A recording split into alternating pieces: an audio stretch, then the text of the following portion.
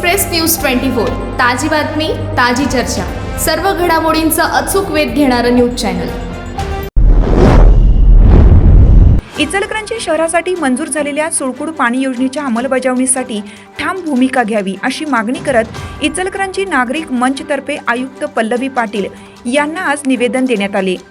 या निवेदनात योजनेबाबत झालेल्या संपूर्ण घडामोडींचा आढावा घेत सुळकूड हीच योजना योग्य असल्याचे ठासून सांगण्यात आले। तांत्रिक समितीच्या बैठकीत आपण सुळकूड योजनेच्या अंमलबजावणीसाठी आग्रही राहावे व तसेच म्हणणे ठामपणे मांडावे असे निवेदनाद्वारे सुचवण्यात आले। सदर योजना 2020 मध्ये मंजूर झाली। नोव्हेंबर 2022 मध्ये अमृत 2 मध्ये समावेश होऊन त्यासाठी 160 कोटींचा निधी उपलब्ध करून देण्यात आला।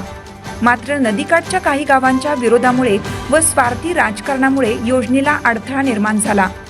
21 फेब्रुवारी रोजी जिल्हाधिकारी यांच्या माध्यमातून शासन स्तरावर तक्रारींचा सविस्तर अहवाल पाठवण्यात आला असून त्यामध्ये सर्व गैरसमज व राजकीय विरोधाचे मुद्दे खोडून काढले आहेत। निवेदनात काळमवाडी धरणातील गळती सुधारणेचे काम प्रगतीपथावर असल्याचे आणि त्यानंतर पाणी साठ्यात होणाऱ्या वाढीचा उल्लेख करून सुळकूड योजना हीच उपयुक्त आणि तांत्रिकदृष्ट्या परिपूर्ण असल्याचा पुनरुच्चार करण्यात आला।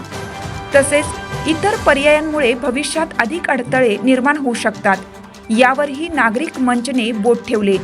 आमदार राहुल आवाडे आणि खासदार धैर्यशील माने यांच्याशी झालेल्या चर्चेचा उल्लेख करत दोघांनीही सुळकूड योजनेसाठी ठोस भूमिका घेण्याचे आश्वासन दिल्याची माहिती देण्यात आली। बैठकीत उपस्थित सदस्यांनी कोणत्याही राजकीय दबावाला बळी न पडता ही योजना तातडीने राबवण्याची मागणी केली। साठवण क्षमतेसाठी मार्ग निघू शकतो।